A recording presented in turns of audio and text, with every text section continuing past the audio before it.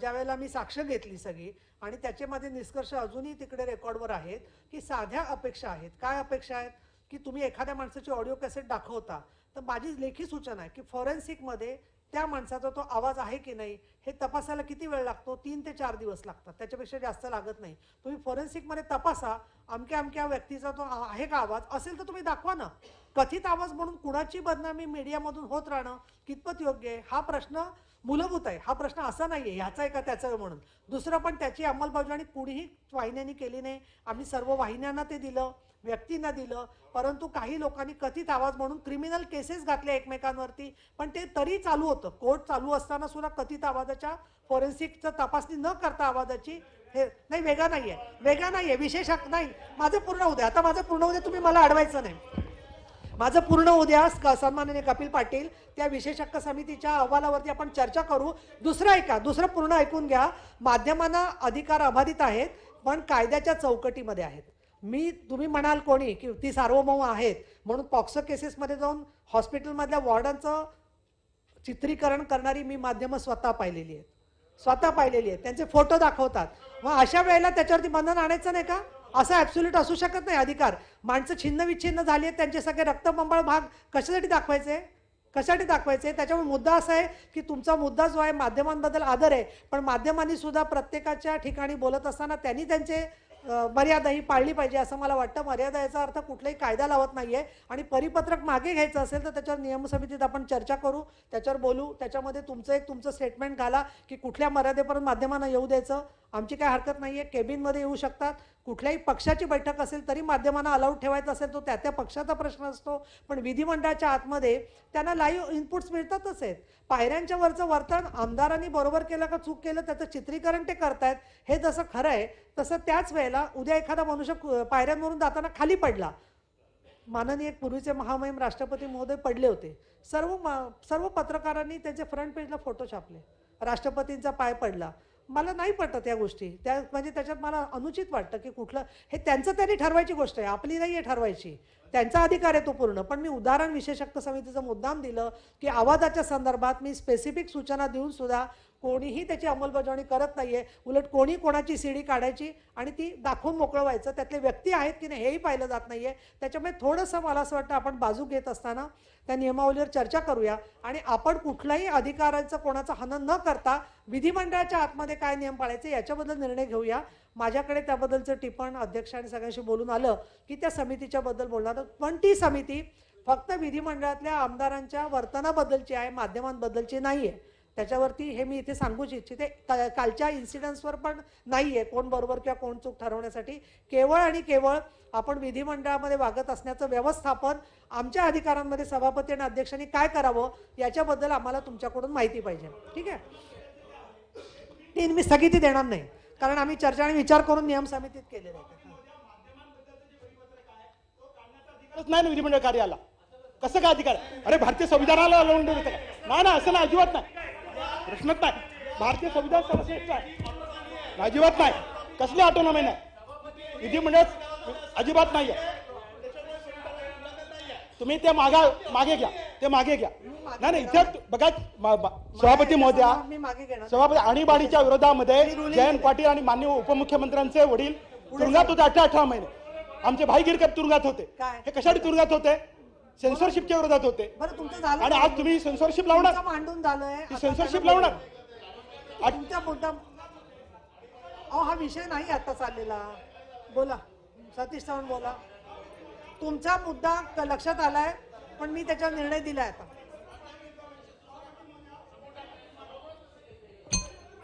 मी घेणार नाही मागे. मी माझा निर्णय दिलेला आहे. मी कुठलंही परिपत्रक मागे घेणार नाही. मी रुलिंग वाचते. हे पहा, आता परत ती चर्चा वाढवता येणार नाही. कपिलजी, तुम्हाला भरपूर वेळ दिलेला आहे, तुमचं म्हणणं ऐकून घेतलंय. याच्यावरती आम्ही तपासून सांगते, तुम्हाला तपासून सांगते. मी इथल्या इथे कुठलाही निर्णय घेणार नाही कुठलं परिपत्रक पाठी घेण्याचा. मला माझ्या जबाबदारी सांभाळतात तुम्ही. हे असं तुमचा नियम आहे तुमचा. मला सभापती आणि अध्यक्षांना सर्व नियम ओव्हररूल करायची परवानगी असते.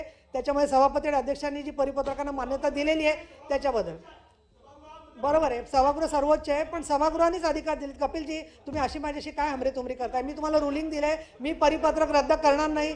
तरी असेल तर मी आता सभात्याग करून जाऊ का? ही कुठली पद्धत झाली आहे? हे पहा, सन्माननीय अनिल परब यांनी एक मुद्दा अतिशय महत्वाचा. कपिलजी, आपण खाली बसा प्लीज. कपिलजी, आता एकदा तुम्हाला बोलायला दिलं आणि असा हट्ट बरा नाही की एकच म्हणजे तुम्ही म्हणाल तसंच केलं पाहिजे, परिपत्रक रद्द, असं मनमानी म्हणजे हे तुगलकी कारभार होईल, असं नाही मला करता येणार. मी सगळ्यांची मतं विचारात घेतल्याशिवाय कुठले परिपत्रक रद्द करणार नाही. बोला. थांबा हो विक्रम काळे, तुमची कसली इन्फॉर्मेशन आहे? हां, सभापती महोदया ज्या वेळेला एखादी गोष्ट रुलिंग देतात, मला असं वाटतं, आता ते तुमच्यासारखं नियम अ ब कडं वाचायला येत नाही, ते मी बघतो, मी घेऊन येतो, पण काय ते वाचता येत नाही. पण मला एवढंच कळतं की ज्या वेळेला सभापती महोदया एखाद्या विषयाचं रुलिंग देतात, तिथे विषय संपलाच पाहिजे, संपलाच, तेवढं मला कळतं. त्यामुळे आता विषय संपला, पुढे फार महत्वाचं आहे. नाही, पॉइंट ऑफ इन्फॉर्मेशन. थांबा. सन्माननीय अनिल परब, मी रुलिंग दिलं, मी सांगितलं की मी परिपत्रक रद्द करणार नाही, असं मी रुलिंग दिलं. बरं, परत यानंतर जाऊन बाहेर. हां, काय हा मुद्दा आहे का? हे पहा, विधेयकांबद्दल फार महत्वाचा मुद्दा. मीडिया जेवण करायला घे. बरं, आता थांबा हो तुम्ही. हे पहा, काही दुसरं कामकाज आहे. पॉइंट ऑफ, मला आता आजारी पडायची वेळ येणार आहे. तुमचे पॉइंट थांबा जरा, मला महत्वाचं वाचायचं आहे. अभिवक्ता यांचं मत घेण्यात यावं, अशा प्रकारे काल विधेयकावरती चर्चा होत असताना काही मॅटर्स कोर्टामध्ये असल्यामुळे त्या संदर्भामध्ये सन्माननीय सदस्य अनिल परब यांनी मत मागवावं आणि विचारात घेण्यात यावं, अशा पद्धतीने मला सूचना सभागृहात केलेली होती. महाअभिवक्ता महाराष्ट्र राज्य यांच्याशी माझं तपशीलवार दूरध्वनीवरून बोलणं झालं. आमच्यासमोर काय प्रश्न आहे त्याच्याबद्दल मी त्यांना लेखी पत्र दिलं आणि त्याच्यानुसार त्यांनी मला लेखी उत्तर दिलेलं आहे. ते लेखी उत्तराचा मराठी सारांश जो केलेला आहे तो मी आपल्यासमोर वाचते आणि त्याच्यामध्ये बऱ्याचशा गोष्टी स्पष्ट झालेल्या आहेत. नाही सर्क्युलेट करतायत, त्यांनी सर्क्युलेट नाही करत, मी वाचते थोडक्यामध्ये. राहुल रमेश वाघ विरुद्ध महाराष्ट्र राज्य यामधील सर्वोच्च न्यायालयाच्या दिनांक 22 ऑगस्ट 2022 यामधील आदेशाचा परिणाम म्हणून सन 2022 चे विधेयक क्रमांक 19 सभागृहात संमत करण्यास कोणतीही कायदेशीर आडकाठी आहे काय, आणि राज्य शासन राज्य विधिमंडळात हे विधेयक पुनर्स्थापित करू शकते काय, आमचा प्रश्न होता. विशेष अनुमती याचिका दिवाणी क्रमांक 19,756/2021 आणि अंतरिम अर्ज क्रमांक 11,068, 11,028/63 आणि 2022 आणि 11,286/2022 यांच्या अनुषंगाने पारित झालेले उक्त आदेश दिनांक 22 ऑगस्ट 2022 या अनुषंगाने उक्त अभिप्राय मागवण्यात आले आहे. सर्वोच्च न्यायालयाच्या पुढे दाखल करण्यात आलेल्या उक्त याचिकेवरून दिसून येते की प्रथमतः राज्य सरकार विधिमंडळ सदस्य यांच्या विरुद्ध राज्य विधानमंडळात विधेयक पुनर्स्थापित करण्याविषयी कोणतेही आदेश मागितलेले नाहीत, आणि दुसरे म्हणजे राज्य विधानमंडळात हे विधेयक पारित करण्याविरुद्ध कोणतेही आदेश मागण्यात आलेले नाहीत. याचाच अर्थ राज्य विधानमंडळाच्या दोन्ही सभागृहातील कार्यवाही संदर्भात माननीय सर्वोच्च न्यायालयाकडे कोणती विनंती करण्यात आलेली नाही. म्हणून माझ्या मते सर्वोच्च न्यायालयाचे यथास्थिती, आपण स्टेटस को असा शब्द त्या जजमेंट ऑर्डरमध्ये आहे, यथास्थिती लागू करण्याच्या संदर्भातील कोणतेही आदेश विधिमंडळाच्या दोन्ही सभागृहात घेण्यात येणाऱ्या विधेयकासंदर्भात लागू होत नाही. तिसरे म्हणजे सर्वोच्च न्यायालयात दाद देऊ नका, वातावरण गंभीर आहे. तिसरे म्हणजे सर्वोच्च न्यायालयात राज्यात विधानमंडळ हे पक्षकार आहेत नाहीत, हे पक्षकार नाहीत, या प्रकरणामध्ये यथास्थिती लागू करण्याचे आदेश देण्यात आले आहेत. माननीय सर्वोच्च न्यायालयाने पक्षकारांना यथास्थिती लागू करण्याचे निर्देश हे सर्वोच्च न्यायालयासमोर प्रलंबित प्रकरणांमध्ये राज्य विधानमंडळ पक्षकार नसल्याने त्यास लागू होत नाहीत. म्हणून राज्य विधानमंडळात विधान परिषदेमध्ये विषयांकित विधेयक पारित करण्यास कोणतेही कायदेशीर प्रतिबंध नाहीत, असे माझे मत आहे. प्रासंगिकता मला असे वाटते की एखादे विधेयक पारित करण्यासंदर्भात माननीय न्यायालयाला कोणत्या मर्यादेपर्यंत अधिकार आहेत हा विवादास्पद मुद्दा आहे. तथापि असे कोणतेही विधेयक पारित केल्यास त्या संदर्भातील कायदेशीर वैधतेबाबत याचिका दाखल करण्यास कोणताही प्रतिबंध असत नाही. माझ्यावरील अभिप्रायाचा असा अर्थ लावण्यात येऊ नये की हे विधेयक पारित करावे किंवा कसे याबाबत मी अभिप्राय देत आहे. माझा अभिप्राय हा अशा विधेयकांच्या संमतीनंतर करण्यात येणाऱ्या अधिनियमांच्या कायदेशीर वैधतेबाबतीत नाही. म्हणून मला विचारण्यात आलेल्या उक्त 2 मुद्द्यांवरील माझे अभिप्राय पुढील प्रमाणे त्यांनी परत सारांश दिलाय. संदर्भित विधेयक राज्य विधान परिषदेद्वारे पारित करण्यास कोणतीही कायदेशीर आडकाठी नाही. तसेच राज्य शासनास हे विधेयक राज्य विधिमंडळात पुनर्स्थापित करण्यास कोणतीही कायदेशीर आडकाठी नाही. आशुतोष कुंभकोणी, महाअभिवक्ता, महाराष्ट्र राज्य, असं त्यांनी उत्तर दिलेलं आहे. हो, घेता येईल, आहे ना आपल्या, त्यांना बोलू दे ना, परब साहेब आहेत ना सभागृहात, काय असतील तर त्यांचं. धन्यवाद सभापती महोदय शांत राहा. की आपण श्रद्धा आणि सबुरी. काल जो माझा मुद्दा उपस्थित काल केला सांगितलं ना, होता श्रद्धा आणि सबुरी. या केलेल्या मुद्द्यावरती श्रद्धा आणि आपण सबुरी ताबडतोबीने सांगितलं आपण हालचाल करून महाअधिवक्त्यांचा आपण अभिप्राय मागवला. अभिप्राय आलेला आहे, अभिप्राय कळलेला आहे. पुनर्स्थापना करायला हरकत नाही. फक्त त्यामध्ये ज्या मी माहिती मागितली होती की ज्या पार्टीज आहेत त्या पार्टीजमध्ये एक तर खुलासेवार आलं पाहिजे होतं की याच्यामध्ये कोणाकोणाला तो लागू होतो. कारण त्यांनी जे म्हटलेलं आहे की विधिमंडळाला लागू होत नाही, तर विधिमंडळाला लागू होत नाही तर तो राज्य सरकारला होतो का, इलेक्शन कमिशनला होतो का. आणि म्हणून मी कालपासून हेच म्हणत होतो की आता पुनर्प्रस्थापित करू देत, त्याच्या बाबतीत आमचं काय म्हणणं नाही आहे. त्याच्यावरती ठरेल की ते बिल पास होतंय, नाही होतंय, काय होतंय, काय नाही आहे. पण 5 आठवड्याचा जो स्टेटस को दिलेला आहे तो निवडणूक आयोगाने त्याच्यावरती कुठली कारवाई करू नये. 5 आठवड्याच्या नंतर त्याच्यावरती एलॉबरेट करून त्याच्यावरती हिअरिंग होईल. त्याच्यामुळे आपण जो दिलेला जो निर्णय आहे तो आम्हाला मान्य आहे. आपण पुनर्स्थापित करू शकता. फक्त त्याच्यावरती आम्ही चर्चा करूनच ते पास करू. 5 आठवड्याचा स्टेटस को निवडणूक आयोगाला देण्याच्या संदर्भात जे आपण मुद्दा उपस्थित केला आहे त्याची नोंद आम्ही घेतलेली आहे. पण त्याच्या पलीकडे जे काय करायचं ते तुम्हाला त्या अधिकार आहे, स्वातंत्र्य आहे. पण आज आपण थोडक्यात ही विधेयकं घ्यायची आहेत आणि ती विधेयकांवर चर्चा व्यवस्थित व्हावी या दृष्टिकोनातून लवकरच आपल्याला ते कामकाज सुरू करू. खडसे साहेब, तुमचं वेगळा 289चा विषय आहे ना, मग थांबा ना, 289 झाली की तुम्हाला देणार आहे ना बोलायला. अहो, तर महत्वाचे म्हणजे बाकीचे विषय महत्वाचे नाहीत का? आता विधेयकाचा विषय महत्वाचा नाही का? नाही, आता त्याला काय करणार, बाकी देणार आहे. 5 मिनिटं म्हणजे आपण आहेच ना दिवसभर. अहो, देते आता. त्याच्यामध्ये असं तुम्ही प्रत्येक जण बोलत राहिला तर वेळ जातो ना. मला आधी एक अभिनंदनाचा प्रस्ताव मांडायचा आहे. तुम्ही बिझनेस बघा बरं, सगळे बिझनेस प्रमाणे जाते की नाही, ते त्याप्रमाणे जाते. नाही, महाराष्ट्र विधान परिषद अभिनंदनपर प्रस्ताव.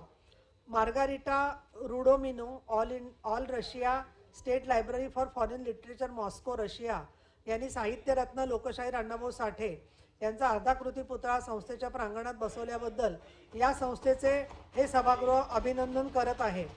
साहित्यरत्न लोकशाहीर अण्णाभाऊ साठे यांचे जन्मशताब्दी वर्ष सन 2020 मध्ये साजरे करण्यात आले आहे. जागतिक स्तरावरील अण्णाभाऊ साठे यांच्या कर्तृत्वाची नोंद घेण्यात आली आहे. लोकशाहीर अण्णाभाऊ साठे यांनी केलेल्या कार्याचा रशिया येथील Margarita Rudomino, All Russia State Library for Foreign Literature या संस्थेने गौरव केला आहे.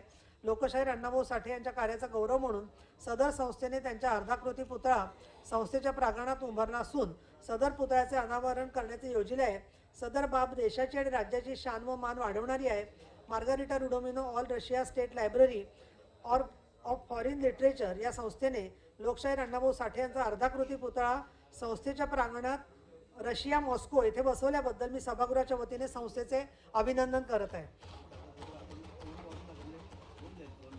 कागदपत्रे पटलावर ठेवणे. अनुक्रमांक 1, अनुक्रमांक 2 वरील क ते त्र, अनुक्रमांक 3 वरील क ते च, अनुक्रमांक 4 वरील क ते ख, अनुक्रमांक 5, अनुक्रमांक 6 वरील क व ख, अनुक्रमांक 7 वरील क आणि ख.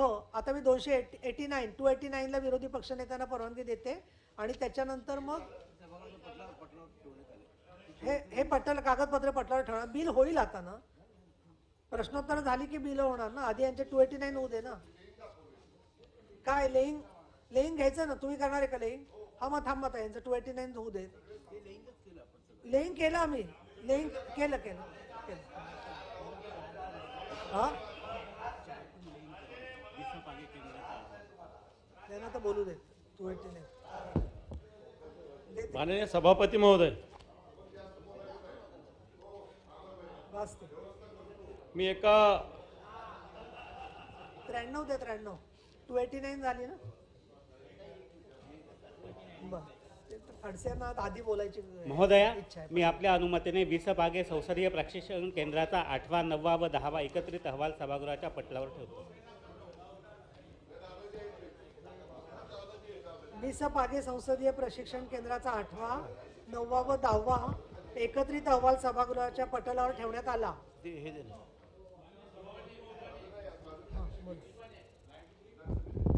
289 चाललंय. हा मान्य सभापती महोदय, मी आपला आभार व्यक्त करतो. मी एका विषयाकडे लक्ष वेधतो आपलं, की परवा धाराशिव जिल्ह्यात म्हणजे उस्मानाबाद शासकीय रुग्णालयामध्ये बेड उपलब्ध नसल्याने नाहीतर वाकसाईट एक महिला आहे 289 ची. जिचं नाव रुक्मिणी सुतार आहे, जी नारीवाडी गावची राहणारी आहे. बेड उपलब्ध नसल्याने बाथरूम मध्ये प्रसूती झाल्याची धक्कादायक घटना घडलेली आहे. आता ही घटना याच्यासाठी महत्वाची की या जिल्ह्यातूनच आरोग्यमंत्री या महाराष्ट्रात आहे.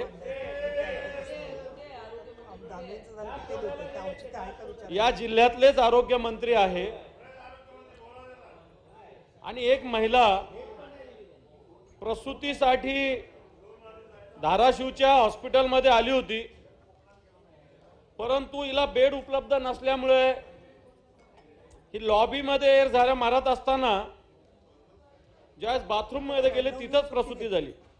सुट्टी उतरायला एक तर हिला बेड उपलब्ध नव्हतं, हे सगळ्यात महत्वाचं. मला वाटतं प्रवीण भाऊ सकाळी बोलता बोलता हा विषय घेतला आपण. परंतु प्रसूती झाल्यानंतर सुद्धा 1 तास डॉक्टर रुग्णालयात आले नाही. मला असं वाटतं आरोग्य मंत्र्यांचा हा जिल्हा आहे, तिथेच अशी घटना घडते आणि ही दुर्दैवी आहे. त्यांचं औचित्य काय विचार. याची जबाबदारी कोणाची आहे? खडसेंचं काय कारण या स्त्री रुग्णालयात वाढलेली रुग्णांची संख्या, डॉक्टर व स्टाफ अपुरा, सुविधा देण्याची एक अडचण, या सगळ्या कारणामुळं. आणि म्हणून या विषयाकडे मी लक्ष वेधू इच्छितो आणि या विषयावर आपण चर्चा करावी अशा प्रकारची 289च्या माध्यमातून मागणी करतो.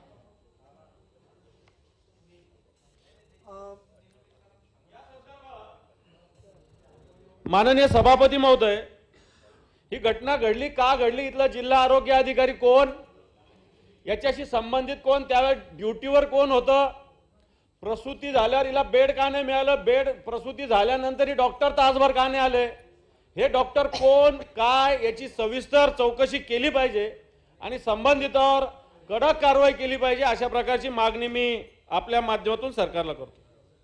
असं आहे की हा आजचा विषय जो आहे तो कामकाज पत्रिकेमध्ये समाविष्ट नसल्याने मी सूचना अमान्य करत आहे, परंतु विषय फार महत्त्वाचा आहे आणि म्हणून मी आपल्याला बोलायला दिलेलं आहे. सरकारला मला अवगत करायचं आहे की खूप 5-6 ठिकाणी नाही. आता काय माहिती आहे, दरेकर गटनेते आहेत, दरेकर गटनेते आहेत. सगळ्या मंत्र्यांचा समन्वय करायची जबाबदारी संसदीय कार्यमंत्र्यांवर तुम्ही करा, त्यांना कळवा तुम्ही आणि आणि नोंद घ्या तुम्ही. दुसरं मी आता ते येतील पुढच्या कार्यक्रमात. महत्त्वाचं असं आहे की अशा घटना वारंवार घडत आहेत. मी यासाठी केंद्र सरकारला तिथल्या आरोग्य राज्यमंत्री डॉक्टर भारती पवार यांना स्वतः निवेदन दिलं होतं की अशा वेळेला प्रत्येक वेळेला तारीख आली आणि मग रस्त्यामध्येच डिलिव्हरी झाली अशा घटना घडत आहेत. त्याच्याऐवजी साधारणपणे आपल्याला माहिती आहे की आरोग्यशास्त्राच्या नुसार कधी ड्यू डेट आहे हे 4-8 दिवस आधी कळत असतं बहुतेक पेशंट्सना. मी सुचवलं होतं की तुम्ही त्यांना आधीच ॲडमिट करून घ्या ना, दुर्गम भागातल्या ज्या महिला आहेत की त्यांना आधीच ॲडमिट करून घ्या, त्यांच्यासाठी एक स्पेशल बेड्स वाढवा की जे वेटिंगमध्ये असतील कक्षामध्ये. तर त्याच्यामुळे रस्त्यामध्ये डिलिव्हरीचा प्रश्नच येणार नाही. मला त्यांचा फोन आला होता डॉक्टर भारती पवारांचा आणि त्यांनी सांगितलं अतिशय चांगली सूचना आहे, मी त्याच्यावर बैठक घेते आणि महाराष्ट्रामध्ये ज्या ज्या जिल्ह्यांमध्ये ज्या ज्या तालुक्यांमध्ये अशा घटना घडत आहेत आणि जवळ राहायला व्यवस्था नसल्यामुळे आरोग्य रुग्णालयामध्ये त्या महिलांना रस्त्यामध्ये बाळंत व्हायची वेळ येते, त्या सर्व ठिकाणी आम्ही व्यवस्था करायचा प्रयत्न करतो. मला असं वाटतं कोणी चांगला काही प्रयत्न करत असेल तर आपण त्याला सकारात्मक प्रतिसाद द्यावा. म्हणून मी पण तुम्हाला सांगेन की तुम्हाला तुमच्या त्याची तर प्रत्येकच तालुक्यातल्या आरोग्य केंद्राचं आपण नाव देऊ शकतो, पण त्यातल्या त्यात जिथे पाऊस जास्त आहे, दुर्गम भाग आहे, अतिगरीब लोक आहेत, असे एक 100 तालुके जर का काढून आपण त्याची नावं त्यांना दिली तर केंद्र सरकारच्या मदतीने राज्य सरकार काय करू शकेल त्याचा आपण प्रयत्न करू आणि सरकारने तर दखल घ्यावी. याच्यावरती तुम्ही उत्तर द्या लवकरात लवकर सरकारनी आणि त्याच्यानुसार पुढची कारवाई करू. सन्माननीय खडसे जी, आपलं काही महत्त्वाचं होतं 289 द्यायला सांगितली होती आपण, मला वाटतं 289 दिली नाहीये, पण औचित्य द्या. बोला. सभापती महोदय, महाराष्ट्रामध्ये आणि प्रामुख्यानं नाशिक जिल्ह्यामध्ये नाफेडच्या माध्यमातून कांदा खरेदी बंद करण्यात आलेली आहे. 2.5 लाख मेट्रिक टनाचं कांदा खरेदीचं उद्दिष्ट आमचं संपलं 22-23चं, म्हणून ही कांदा खरेदी बंद झाली. अध्यक्ष महोदय, अजून तर 23 यायचाच आहे आणि 23च्या आधीच 2.5 लाख टन जी कांदा खरेदी झाली. आता कांदा खरेदी न झाल्यामुळे कांद्याचे भाव उतरायला लागलेले आहे. अगदी आता कमाल कांद्याचा भाव 14 आणि किमान कांद्याचे भाव 6 रुपयापर्यंत आलेले आहे. आणि यासाठी त्या तिथल्या शेतकऱ्यांनी सटाणा, मालेगाव वगैरे रस्त्यावर आंदोलन सुरू केलेलं आहे. अगदी कांद्याची दहीहंडी साजरी करण्यापर्यंत तिथले शेतकरी आता या ठिकाणी त्यांनी दहीहंडीसुद्धा कांद्याची साजरी केलेली आहे. अध्यक्ष महोदय, या शेतकऱ्यांना न्याय मिळाला पाहिजे. नाफेडच्या माध्यमातून परत कांदा खरेदी सुरू केली पाहिजे. कांदा स्थिरीकरण योजनेच्या, आपल्या स्थिरीकरण योजनेच्या माध्यमातून सरकार हाच कांदा परत रिटेलच्या भावामध्ये आणणार आहे, परंतु तोपर्यंत काय करणार आहे? अध्यक्ष महोदय, हे आंदोलन वाढण्याची शक्यता आहे. पुण्यनगरीमध्ये अशा स्वरूपाची बातमी मोठ्या प्रमाणावर आता आलेली आहे, सगळ्या वृत्तपत्रांमध्ये ते आलेली आहे. माझी विनंती सरकारला अशी आहे की ताबडतोब नाफेडला आपण केंद्र सरकारकडे विनंती करावी की कांदा खरेदी सुरू करावी. कांद्याला 3,000 रुपये प्रति क्विंटलचा किमान भाव देण्यात यावा. आता वाढती महागाई लक्षात घेता बाजारामध्ये भाव 50 रुपये असतो, 60 रुपये असतो आणि आता शेतकऱ्याचा माल बाकी 6 रुपये किलोनं खरेदी केला जातो. हा शेतकऱ्यांवर अन्याय आणि यामुळे शेतकऱ्यांना या ठिकाणी संरक्षण दिलं पाहिजे. म्हणून सरकारला माझी विनंती आहे की कांदा खरेदी योजना सुरू करावी. नसेल नाफेड करत तर राज्य सरकारने कांदा हस्तक्षेप योजना सुरू करावी आणि स्वतः कांदा खरेदी करावा, परंतु कांद्याला 3,000 रुपये प्रति क्विंटलचा भाव द्यावा. आणि हे आंदोलन जे चाललेलं आहे, आता प्रहारचं आंदोलन चालू आहे, शेतकरी संघटनांचं आंदोलन चालू आहे, स्थानिक शेतकरी त्याच्यामध्ये उतरलेले आहे आणि आंदोलन राज्यभर पसरण्याची भीती आहे. त्यामुळे सरकारने याच्याकडे लक्ष देऊन तातडीने कारवाई करावी अशी माझी विनंती आहे. सन्माननीय दादाजी भुसे, खरं तर डिपार्टमेंट तुमच्याचकडे आहे असं धरतो आम्ही, कारण तुम्ही खूप चांगलं काम केलेलं आहे. आधी मला माहिती आहे, त्याच्यात लक्ष घाला आणि काय करता येईल बघा तसं. सभापती महोदय, या संदर्भातलं निश्चितपणे नोंद घेऊ. माननीय खडसे साहेबांनी कांदा उत्पादक शेतकरी बांधवांच्या संदर्भामध्ये ज्या काही भावना व्यक्त केलेल्या आहेत, निश्चितपणे मी पण त्याच भागातनं प्रतिनिधित्व करतो आणि ती वस्तुस्थिती आहे. आणि म्हणून निश्चितपणे केंद्र सरकारच्या माध्यमातून जे काही कांदा हस्तक्षेप योजना आहे, नाफेडच्या माध्यमातून कांदा खरेदी केला जातो. मला वाटतं की राज्याच्यासाठी जे काही टार्गेट देण्यात आलेलं होतं कदाचित ते पूर्ण झालं असेल आणि म्हणून हे टार्गेट वाढून मिळालं पाहिजे. आणि आणखी शेतकऱ्यांकडे जो काही कांदा आहे तो या योजनेच्या माध्यमातून खरेदी करणं, त्याचं स्टॉक करणं आणि ज्या ज्या देशाच्या पातळीवरच्या भागामध्ये कांद्याची आवश्यकता असते त्या त्या भागामध्ये तो कांदा पोचवला जातो. आणि या माध्यमातून एक भावामध्ये स्थिरीकरण ठेवण्याच्या दृष्टिकोनातून ही योजना शेतकऱ्यांच्या हिताची आहे. म्हणून निश्चितपणे या सूचनेची तातडीने अंमलबजावणी होण्याच्या दृष्टिकोनातून काम केलं जाईल. हे पहा, पुढचं कामकाज जे आहे त्या 93च्या 4 सूचना आहेत, त्या घेणार आहे मी चर्चेला. त्या चर्चांच्या मध्ये पहा, ज्यांना बोलायचं ना काही त्यांनी मला चिठ्ठी पाठवा. सारखं कुठलंही काम चालू असताना एक वेळेला 10 लोकांनी असं सारखं म्हणणं आम्हाला बोलायचं आहे, आम्हाला बोलायचं आहे, माणसांनी एकाग्रता कशी ठेवायची? तर त्याच्यामध्ये पहिली जी 93 आहे ती मी पुकारण्याच्या आधी सरकारला अवगत करते की त्यांचे संबंधित मंत्री महोदय जे आहेत ते आले सभागृहात तर चांगलं होईल. एक अंबादास दानवेंची आहे ती उपमुख्यमंत्री गृह यांचं निवेदनावर उत्तर आहे. दुसरं सन्माननीय सदस्य जयंत पाटील यांची आहे, ज्याच्यावर गिरीश महाजन यांचं उत्तर आलेलं आहे. अमोल मिटकरी यांच्या 93 वरती सन्माननीय रवींद्र चव्हाण, आपण योगायोगाने सभागृहात आहात तर तुमच्याकडचं उत्तर आहे सकाळपासून त्यामुळे आता तुम्हाला ती वेळ मिळाली आहे. आणि विलास पोतनीस यांचं मंत्री शालेय शिक्षण यांचं निवेदन आहे. त्याच्या अगोदर मी आपल्याला सांगू इच्छिते की आज गुरुवार दिनांक 25/22/2022 रोजी मान्य केलेल्या महाराष्ट्र विधान परिषदेत 93च्या सूचना मी पटलावर घेणार आहे. तो मंत्री महोदय आले तोपर्यंत तर ठीक आहे, पण तोपर्यंत आज गुरुवार 25 ऑगस्ट 2022 रोजी मान्य केलेले औचित्याचे मुद्दे सभागृहाच्या पटलावर ठेवल्याचे मी घोषित करत आहे. सभागृहाच्या पटलावर ठेवले आपण घोषित का करतो की जेणेकरून तुम्हाला मंत्र्यांची उत्तरं मिळतील. त्याच्यामुळे असं नाहीये की इथे चर्चा झाली नाही म्हणजे कोणीच त्याची दखल घ्यायची नाही. आणि इतकंच नव्हे तर औचित्य आणि विशेष उल्लेख दोन्हीवरती मी आढावा घेते दर महिन्यामध्ये. आणि सरकारकडून प्रलंबित असणाऱ्या काही मागण्या सापडल्या तर त्या 2013-14 पासून 5-5 वर्ष अनेक मागण्या प्रलंबित सापडलेल्या आहेत. आम्ही अहवालांचा पण आढावा घेतला तर त्या अहवालांच्या आढाव्यामधून यावेळेला 199 अहवाल सादर झालेले त्या अधिवेशनामध्ये, कारण बरेच दिवस ते प्रलंबित होते. ते सुद्धा डिपार्टमेंट्सनी काम केलेलं आहे. तर आता आज गुरुवार दिनांक 25 ऑगस्ट 2022 रोजी मान्य केलेल्या महाराष्ट्र विधान परिषद नियम 101 अन्वये विशेष उल्लेख सूचना सभागृहाच्या पटलावर ठेवण्याचे मी घोषित करत आहे. आता 93च्या मी सूचना घेते, पण तोपर्यंत विक्रम काळे 1 मिनिटामध्ये मुद्दा घ्यायचा, लांबलचक नाही. अजून कोणी हात वर केलाय? मनीषा कायंदे. सभापती महोदय, पटलावर नाही आता घेताना आपण घेतलं ना पटलावर. सभापती महोदय, नवीन मुद्दे असतील ते घेता जसं आपण आता या आता ठिकाणी घेतले ना, पटलावर सांगितलं ना. अवगत केलं सभापती महोदय की आपण आचारसंहिता करू वगैरे, परंतु शेवटी सगळं करत असताना सुद्धा आपण काय बोलावं आणि कसं वागावं हे प्रत्येकावरती अवलंबून असतं. सभापती महोदय, काल विधानसभामध्ये एका सत्ताधारी पक्षाच्या आमदारांनी राज्यातल्या शिक्षकाविषयी आणि ग्रामसेवकाविषयी अत्यंत चुकीच्या पद्धतीनं त्या ठिकाणी मांडणी केलेली आहे. त्याचा आज संबंध महाराष्ट्रामध्ये निषेध होतोय, सोशल मीडियावरती सुद्धा निषेध होत आहे. आपण असं कसं बोललात म्हणून एका शिक्षकांना फोन केलेला संबंधित सदस्य आमदारांना, तर त्या ठिकाणी सामान्य जनता जरी काही एखादा प्रश्न विचारत असेल आणि आपल्याला राग आला तरी सभापती महोदय आपण काही शिवाय देत नाही, पण तिथं शिवीगाळ झाली फोनवरती. एका आमदारानं त्यांना शिवीगाळ केलेली ही अत्यंत चुकीची बाब आहे. महाराष्ट्रातल्या हजारो कर्मचाऱ्यांचा, हजारो शिक्षकाचा, हजारो ग्रामसेवकाचा अपमान त्या आमदारांनी केलेला आहे. त्यामुळे त्याचा जाहीर निषेध आम्ही या ठिकाणी करतो आणि सभात्याग करतो. सभापती महोदय, या घटनेच्या सन्माननीय सदस्य मनीषा कायंदे. मनीषा कायंदे ताई बोला. सभापती महोदया, आदिवासी आश्रम शाळेतल्या मुलींना सॅनिटरी नॅपकिनचा पुरवठा शासन शुद्धीपत्रक निघालेला आहे दिनांक 27/9/2021 आणि डीबीटी नुसार त्याला वगळण्यात आलेलं होतं.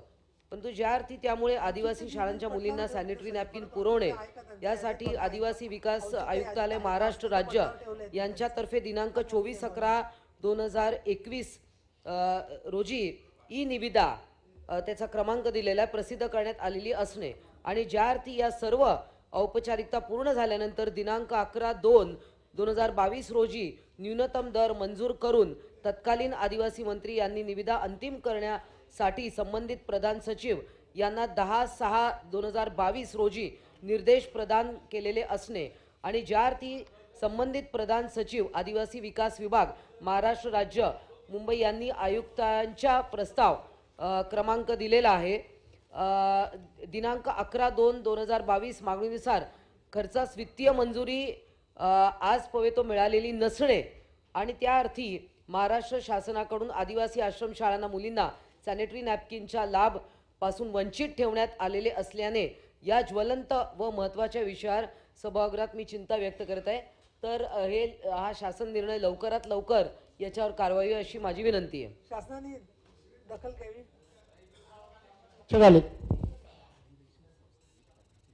सन्माननीय दरेकरजी, काय दखल घेतली? ऐकू आलं नाही त्यांना काय. विदर्भातल्या बळीराजा संघर्ष समितीचं एक निवेदन माझ्याकडे आलं, जे मी आपल्याकडे पाठवलंय. विदर्भातला सिंचनाचा अनुशेष भरण्याच्या संदर्भात अनेक आंदोलनं झाली, उपोषणं झाली, तर त्यांची प्रकल्पग्रस्तांच्या काही मागण्या सभापतीमध्ये सरळ खरेदी त्यांच्या जागांची संपादित जमिनींची झालेली आहे. तर ती एका परिपत्रकाच्या आधारे झालेली आहे. तर ती कायद्याद्वारे भूसंपादन व्हावं अशा प्रकारची त्यांची अपेक्षा आहे. तर मला वाटतं त्याचं तपशीलवार निवेदन मी आपल्याकडे त्या ठिकाणी दिलेले आहे. सरकारने या प्रकरणी लक्ष घालून योग्य ती कारवाई करावी अशा प्रकारची माझी सरकारला विनंती आहे. सन्माननीय जानकर, अजून एक नाही, हा जो दिलाय ना तुम्ही रायगड जिल्ह्याचा दिलाय ना, एक पटलावर घेतला. शासनाला यामध्ये लक्ष घालण्यास सांगण्यात येईल. हां, महात्मा ज्योतिबा फुलेचा घेतलाय आपण पटलावर, तो येईल. पण तुम्हाला हा मागायचा मांडायचा काय रायगड जिल्ह्याचा? हा मग वाचा, बोला. हे ठेवा भागवत सर, मीच देऊ माझ्याकडची कॉपी घ्या. 2 कॉपी ठेवायच्या नाहीत का?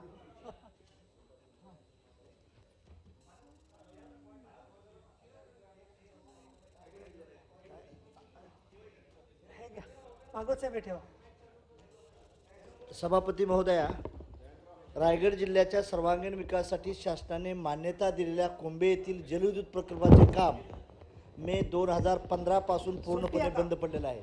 महोदया, माणगाव तालुक्यातील जिल्हा रायगड सह्याद्रीच्या कुशीत कुंभे येथे 15 ऑगस्ट 1998 रोजी शासनाने कुंभे जलविद्युत प्रकल्पास मान्यता दिली आहे व या प्रकल्पाच्या प्रत्यक्षात सुरुवात दिनांक 17 नोव्हेंबर 2006 रोजी करण्यात आली. या जलविद्युत प्रकल्पामुळे प्रदूषित विरहित वीज निर्मितीसह माणगाव महाड तालुक्यातील सिंचन व औद्योगिक क्षेत्राला पाणी उपलब्ध होणार असून व तालुक्यातील दुर्गम भागाचा भीषण पाणी प्रश्न कायमस्वरूपी सुटणार आहे. सदर प्रकल्प पूर्णपणे बंद असल्याने माणगाव व महाड वासियांमध्ये प्रचंड नाराजी निर्माण झालेली आहे. प्रकल्पाचे काम बंद पाडण्यामागची कारणे न समज असल्यामुळे त्यांच्यात निर्माण झालेला संभ्रम याबाबत शासनाने खुलासा करण्याची आवश्यकता आहे. सदर प्रकल्पाचे काम तात्काळ सुरू करण्याच्या दृष्टीने शासन स्तरावर कार्यवाही व्हावी हीच आपल्या माध्यमातून विनंती. बोलायला लागेल कारण आपल्याला प्रस्ताव करायला लागेल. सन्माननीय सदस्य राजेश राठोड, देते. थांबा जरा, थांबा सर. नाही, 2 सभापती महोदय, मी पॉइंट ऑफ इन्फॉर्मेशनच्या मुद्द्याखाली आपल्या सभागृहाला माहिती कळवू इच्छितो. विभागीय आयुक्त कार्यालय औरंगाबाद येथे वसंतराव नाईक आर्थिक विकास महामंडळाच्या कर्ज वितरण प्रक्रियेतील जाचक अटी रद्द कराव्यात. मागील सरकारने बंद केलेल्या NBC FDC थेट कर्ज योजना पूर्ववत सुरू करणे तसेच VJNT महामंडळाला 1000 कोटी बीज भांडवल मंजूर करून देणे या संदर्भात ऑल इंडिया बंजारा टायगर संघटनेचे अध्यक्ष 7 जुलै 2022 पासून सुरू केलेल्या साखळी उपोषणाच्या निमित्ताने 47 दिवस त्या ठिकाणी उपोषण करत बसले होते. परंतु गेली 47 दिवस हे न्याय मागण्यासाठी बसलेल्या संघटनेच्या कार्यकर्त्यांना कोणीही अधिकारी जाऊन त्या ठिकाणी भेटला नाही. तर मी या निमित्ताने आपल्याला विनंती करू इच्छितो की संबंधित वसंतराव नाईक विकास महामंडळ, सामाजिक न्याय भवन आणि सामाजिक न्याय विभागाच्या वतीने, विभागीय आयुक्त कार्यालयाच्या वतीने याची नोंद घेऊन संबंधित व्यक्तीला न्याय मिळवून देण्यासाठी या ठिकाणी विनंती करतो. मी असं करते आता. नाही सर, नाही. शिक्षण क्षेत्राशी संबंधित आहे. राज्यातील खाजगी शाळांमधील इयत्ता 5वी ते 8वीचे वर्ग फार वर्षापासून सुरू आहेत. 93 घेऊ द्या ना, असं काय करताय? परंतु राज्यामधील काही जिल्हा परिषदच्या अंतर्गत असलेल्या इयत्ता 5वी ते 8वीचे वर्ग हे कोणतेही शालेय शिक्षण विभागाची मान्यता न घेता सुरू आहेत. त्यामुळे त्या भागातील विद्यार्थ्यांची विभागणी होत असल्याने खाजगी शिक्षण संस्थेतील विद्यार्थ्यांची पटसंख्येच्या अभावी शिक्षक अतिरिक्त होत आहेत. सबब राज्यातील काही जिल्हा परिषदच्या अंतर्गत असलेल्या इयत्ता 5वी ते 8वीचे अनाधिकृत वर्ग बंद करण्याची अत्यंत गरज आहे, जेणेकरून खाजगी वेतन अनुदान घेणाऱ्या शाळेतील शिक्षक अतिरिक्त होणार नाहीत. यासाठी शासनामार्फत योग्य ती कारवाई करून जिल्हा परिषदच्या इयत्ता 5वी ते 8वीचे अनाधिकृत वर्ग बंद करण्यात यावे, यासाठी ही पॉइंट ऑफ इन्फॉर्मेशन मी मांडत आहे. सन्माननीय जानकर, आता काय बोलायचं असं हट्ट? राज्य शासनाने महिला सक्षमीकरण करण्यासाठी बंदिस्त महिला शेळी मेंढी सहकारी संस्थांना राष्ट्रीयकृत वित्तीय संस्था किंवा बँकातून कर्ज व अनुदान देण्याचे जाहीर केले होते व त्यास मंजुरीही शासनाने दिली होती, परंतु अद्याप त्यावर अंमलबजावणी झालेली नाही. बंदिस्त महिला शेळी मेंढी सहकारी संस्थांना तात्काळ कर्ज व अनुदान मिळावे याकरता सुधारित प्रस्ताव तयार करून त्यास मंजुरी देऊन खर्चाची तरतूद करण्यात यावी, यासाठी शासनाने उपाययोजना करावी. सन्माननीय सचिन भाऊ आहिर. महोदय, महाराष्ट्र शासनाने 2016 पासून पर्यटन संचालक निर्माण केले आहेत, परंतु प्रत्यक्षात त्याच्यात कामकाज 2000 एप्रिल पासून सुद्धा आतापर्यंत पर्यटन संचालय 748 संस्था प्रस्तावित आहे. परंतु महामंडळाने आजही जी पर्यटन निवासी फायद्यात चालू आहेत त्यांना खाजगीकरण करण्याचा घाट घातलेला आहे. व या महामंडळाने सन 2000 पासून नोकर भरती पण देखील बंद केलेली आहे व सर्व काम कंत्राटी कामगारांच्या माध्यमातून देण्याची भूमिका घेतलेली आहे आणि त्यांना किमान वेतन देखील लागू केलेलं नाही व त्याच कामगार विमा योजनेच्या अंतर्गत 7वा वेतन आयोग तथापि लागू झालेला नाही. कर्मचारी अधिकारी यांचा वेतन, कार्यालयीन जागा व इतर सुविधा व सर्व खर्च महामंडळाला द्यावा लागतो. शासनाकडे कोणतीही निधी अनुदान दिली जात नाही. त्यामुळे कर्मचाऱ्यांमध्ये प्रचंड नाराजगी ओढलेली आहे आणि बेरोजगारी आणि आर्थिक संकटाला सामोरे जावं लागतंय. अशा प्रकारे पर्यटन महामंडळाच्या दृष्टीतून सुख सुविधा चालवण्यास यातून मिळणारा फायदा महसूल हे तिजोरीत भर टाकणारे असण्यासाठी परिश्रम घेण्याचं काम कर्मचारी आणि महामंडळातील सर्व अधिकारी करतायत. पण असं असून पण देखील त्यांच्याकडे दुर्लक्ष केलं जाते. आपल्या माध्यमातून या बाबतीतली बैठक किंवा त्वरित सूचना आपल्या शासनाला देण्यात यावी. हे पहा, आपल्याकडे सूचना आलेल्या आहेत 93च्या. त्यापैकी जी सूचना क्रमांक 4 आहे, सन्माननीय सदस्य अमोल मिटकरी, तुम्ही ते निवेदन वाचलेलं आहे, ती पुकारा. निवेदन क्रमांक 4 असं आपण उत्तर द्या त्याच्यावर आणि मग परत एखादा प्रश्न असेल तर घ्या, खूप लांबलचक नको. त्यानंतर आपण जेवणाची सुट्टी घेणार आहोत. नाही अजिबात नाही, उपप्रश्न वगैरे नसतात 93वर. अमोल मिटकरी बोला. निवेदन क्रमांक 4. फक्त माझे स्पेसिफिक मंत्री महोदय 2च प्रश्न आहेत. या 4.5 कोटी रुपये खर्च केलेल्या बार्शी टाकळी तालुक्यातील चांगेफळ कानेरी एरंडा रस्त्याचं ज्या पद्धतीनं कंत्राटदार आणि तिथले संबंधित कंत्राटदार आणि अभियंता यांचं साटलोटं असल्या संदर्भात जे काही निवेदन उपसरपंच एरंडा यांच्याकडून 15 ऑगस्टला जिल्हाधिकाऱ्यांना दिलं गेलं सामूहिक फाशी घेण्याबाबतचं, तर अशा पद्धतीनं जर जनतेच्या पैशाचा अपव्यय होत असेल तर प्रश्न क्रमांक 1, निकृष्ट दर्जाच्या रस्त्याची चौकशी करणार का?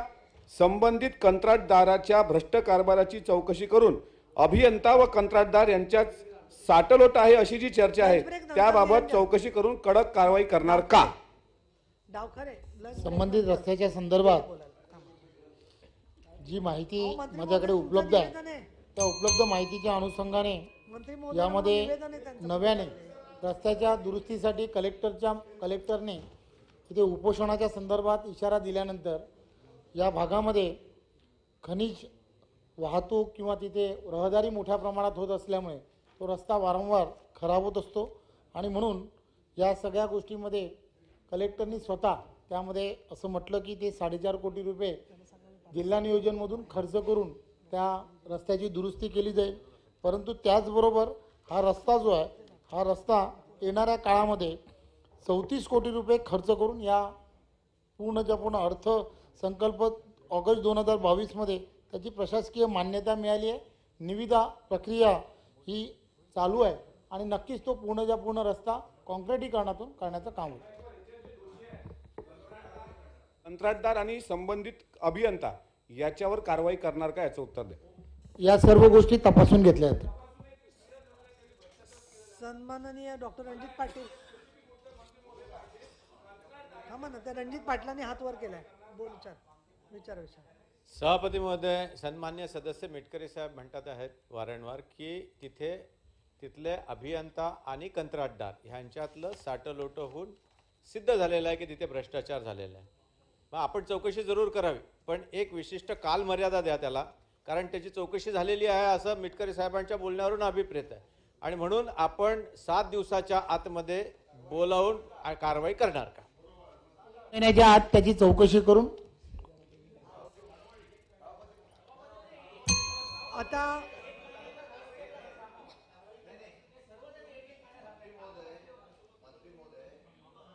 पण उत्तरामध्ये सांगितलेलं आहे की जिल्हाधिकाऱ्यांनी हा रस्ता करून देण्यासाठी 4.5 कोटी आणि बजेटमध्ये 30 कोटी आणले. रस्ता 19-20च्या कालावधीमध्ये मंजूर झाला. इंजिनियरनी जड वाहतूक जाते वगैरे सगळं माहीत असताना त्याच्याप्रमाणे एस्टिमेट करणं गरजेचं होतं. मग 4.5 कोटीचा रस्ता 19-20ला केलेला असताना 1 वर्षात खराब होत असेल तर त्या असलेल्या कंत्राटदारांनी ते काम योग्य केलं नाही याची चौकशी तक्रार आंदोलन केल्यानंतर केली असेल त्याच्यावर आपण रिपोर्ट घेऊन कारवाई करणार का? एक विचारलं ऐका. आणि त्या कंत्राटदाराचं डिपॉझिट असतं देखभाल दुरुस्तीचं, ते परत दिलेलं आहे का? त्याच्यावरून काम करण्याच्या संदर्भात सूचना करणार आहात? सूचना केल्या जातील. आता 93 संपलेली आहे. आणि मी सभागृहाचं कामकाज 2:15 पर्यंत थांबवते आहे. आता बिलं लोकांना जेवायला द्यायचंय. बिलं पास होणार नाहीत तुमच्या अशाने. नाही जेवण करून देऊया 2:15 नंतर. 2:15 नंतर 2:15